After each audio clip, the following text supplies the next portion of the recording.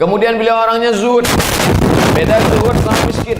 Banyak orang sekarang kalau udah disebut zuhud, bayangannya miskin. Syekh Hasyim Asy'ari tidak miskin, karena dia punya toko, dia punya ruko, dia punya barang dagangan, dia punya sawah, tapi hidupnya sederhana. Bagaimana hidup sederhana? Dinding rumahnya dari bambu, lantainya dari semen, tidak ada perabot, duduknya di lantai, hiasan dindingnya hanya kitab-kitab. Sekarang banyak juga rumah ustadz dindingnya kitab-kitab tapi nggak pernah dibaca. Lemarinya mahal sekali. Lalu kemudian setiap bulan itu dia panggil santri-santri supaya menjemur kitab. Santri-santri dipanggil menjemur kitab itu karena takut berjamur. Kitab mahal. Itulah hiasan beliau. Fikuli setiap bulan. Lalu kemudian pada saat usianya sudah tua, datanglah orang kaya, murid beliau. Kiai, ini rumah udah nggak layak lagi, kami bangunkan ya. Beliau tetap menolak, tapi karena terus diminta, akhirnya direnovasilah rumah itu. Dan beliau punya mobil bukan untuk pamer sombong, tapi karena untuk mobil kuno, mobil unik yang dipakai hanya sekedar keperluan saja. Syekh Muhammad Hasyim Asy'ari.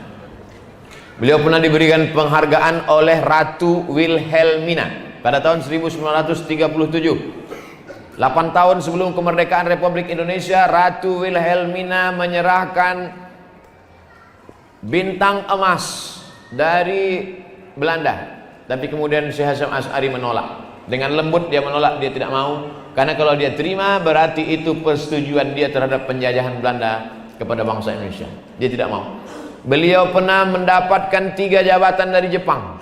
Pertama, ingin diangkat menjadi Jawa Hokokai, yaitu sebuah lembaga sosial. Yang kedua, beliau diangkat menjadi kantor urusan agama Sumuhu. Kemudian beliau pula ingin diangkat menjadi mendapatkan penghargaan. Semuanya beliau tolak. Syekh Hasyim Asy'ari menolak penghargaan Belanda dan Jepang. Kemudian Syekh Hasyim Asy'ari menolak jabatan. Dikumpulkan seluruh orang Indonesia paling hebat. Dari yang 10 ini dipilih lagi 6. Dari yang 6 ini dipilih lagi 4. Dari yang 4 ini dipilih lagi 2. Dari yang 2 ini dipilih lagi 1. Sampai pilihan kepada beliau. Syekh Hasyim Asy'ari pilih jadi presiden.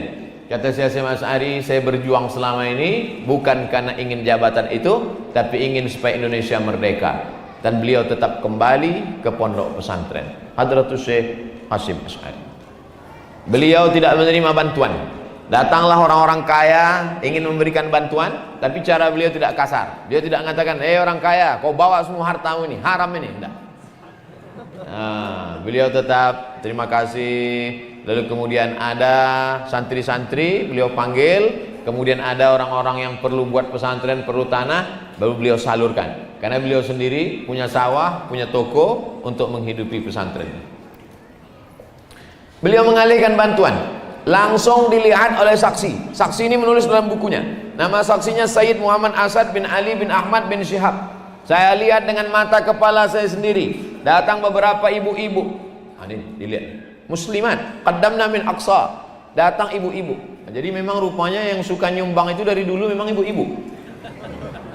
Ibu-ibu di sana, di sini tak tahu. Mereka kumpulkan duit mereka berikan kepada Hadratus Syekh Hasyim Asy'ari.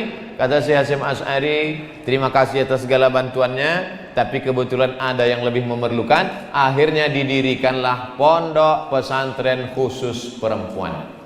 Waktu itu pondok pesantren hanya laki-laki saja, perempuan tak boleh belajar, pantang perempuan belajar. Bahkan ada yang mengatakan perempuan nggak boleh belajar nulis, haram. Tapi pada saat itu pemikiran beliau maju dan beliau ambil uang ibu-ibu perempuan yang sudah mengumpulkan dana tadi, dibangunkanlah khusus pesantren khusus untuk perempuan. Makanya beliau layak mendapatkan penghargaan pendidikan terhadap perempuan.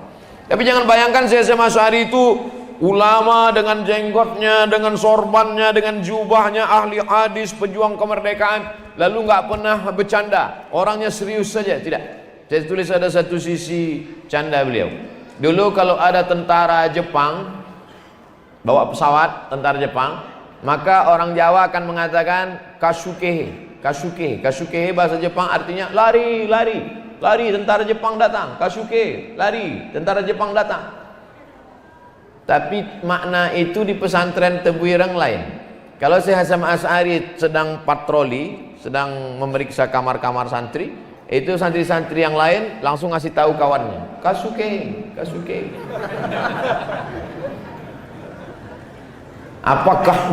Apakah ketika santri mengatakan Kasuke, awas tentara Jepang datang, apakah waktu itu Syekh Hasyim Asy'ari marah, ngamuk? Enggak.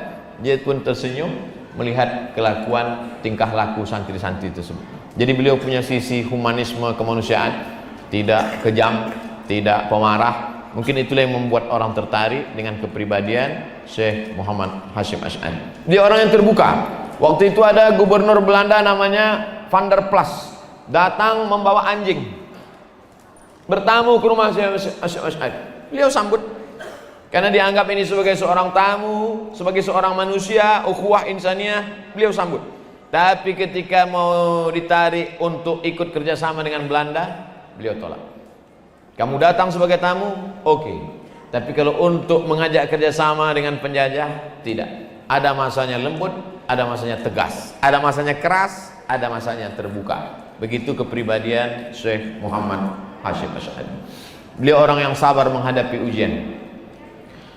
Pemerintah Jepang menuduh Syekh Muhammad Hasyim Asy'ari mendirikan pondok pesantren, mengumpulkan massa ingin melawan Belanda. Maka dimasukkanlah beliau ke dalam penjara. Berapa lama beliau di penjara? 6 bulan lamanya di penjara, disiksa. Bahkan tangan kanan beliau mengalami cacat, sampai cacat tangan kanannya disebabkan oleh penyiksaan tersebut. Dan murid-murid beliau berdatangan ingin menggantikan. Daripada kiai kami, kamilah yang masuk, tapi Belanda tidak mau. Jadi jangan bayangkan Syekh Hasyim Asy'ari itu hanya duduk mengajar hadis lalu kemudian hidupnya nyaman, enak, tenang. Beliau berhadapan dengan Belanda, berhadapan dengan Jepang, masuk penjara, disiksa. Luar biasa kehidupan beliau. Maka setelah membaca-baca biografi, banyak kita terinspirasi. Iyamsaskum qaumun qarhun faqad masal qauma qarhum mithlum. Kalau kamu merasakan kesulitan dalam hidup, maka sesungguhnya ulama-ulama dulu jauh lebih sulit, jauh lebih susah, jauh lebih payah hidupnya. Beliau lebih mementingkan persatuan umat. Jadi terjadilah khilafiyah pada zaman Syekh Muhammad Hasyim Asy'ari. Maka beliau mengeluarkan satu pidato persatuan. Pidato ini dibacakan pada tahun 1935 dalam Muktamar Nahdlatul Ulama yang ke-11 di Banjarmasin. Haji Abdul Malik Karim Amrullah Buya Hamka terkesima, terpukau dengan pidato ini. Maka diterjemahkan beliau ke dalam bahasa Indonesia dan disiarkan di majalah Panji Mas, Panji Masyarakat. Yang nulis ketua NU, pendiri NU, yang menerjemahkan ulama Muhammadiyah demi untuk persatuan umat. Masya Allah, tabarakallah. Ini ditulis dalam kitab, judulnya satu kitab khusus, Risalah Maftuhah, judulnya Al-Mawa'iz, nasihat-nasihat, bahwa kita ada ikhtilaf dalam bidang fikih, bahwa kita ada perbedaan-perbedaan. 1935 artinya apa?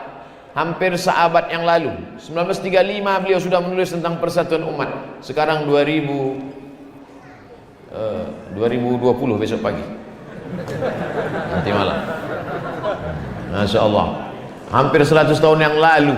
100 tahun kurang 20, 100 tahun kurang 15, 85 tahun yang lalu beliau sudah menulis tentang persatuan-persatuan. Jadi jangan ajari orang Indonesia tentang persatuan, karena Muhammadiyah, Nahdlatul Ulama, Syekh Muhammad Hasyim Asy'ari, Buya Hamka sudah.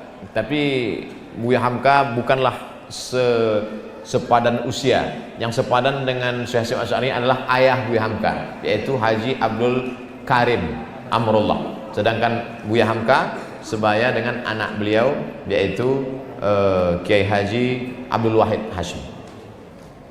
Beliau memasukkan nilai-nilai konstitusional dengan cara yang konstitusional. Makanya anak-anak beliau itu bergerak di bidang politik. Di antaranya Kiai Abdul Khalik Hashim mendirikan partai AKUI. Kemudian anak beliau Abdul Karim Hashim melanjutkan partai Masyumi. Kemudian anak beliau Kiai Muhammad Yusuf Hashim melanjutkan partai Hizbu Nahdlatul Ummah, PNU. Begitu ditulis oleh cucu beliau. Setelah cucu apa? Anak cucu cicit beliau, namanya Gus Isom Azik, dalam kitab Syekh Muhammad Asy'ari Al-Alimul Mujahid. Syekh Muhammad Hasyim Asy'ari, ulama mujahid sejati. Halaman 39. Beliau tidak hanya ahli hadis, tidak hanya kiai, tidak hanya ahli fatwa, ahli fikih, tapi juga beliau peduli pada ekonomi umat. Maka dikumpulkannya pengusaha-pengusaha, dibuatlah satu lembaga namanya Nahdlatul Tujjar.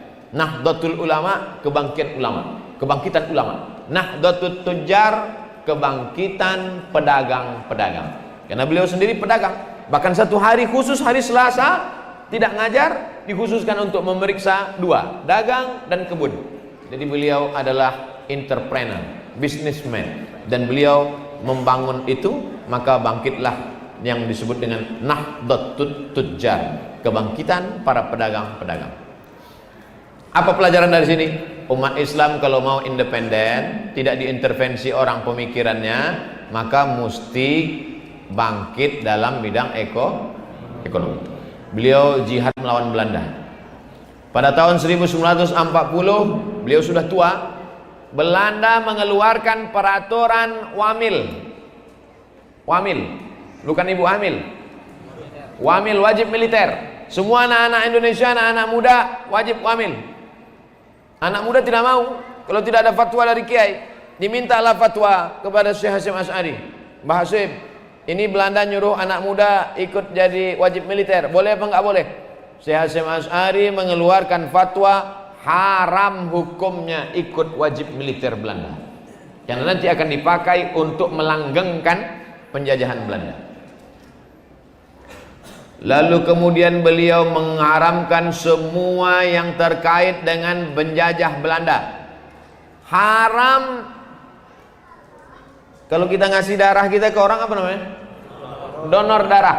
Haram ikut wajib militer Belanda. Haram donor darah ke Belanda. Haram pakai kapal laut Belanda untuk pergi haji.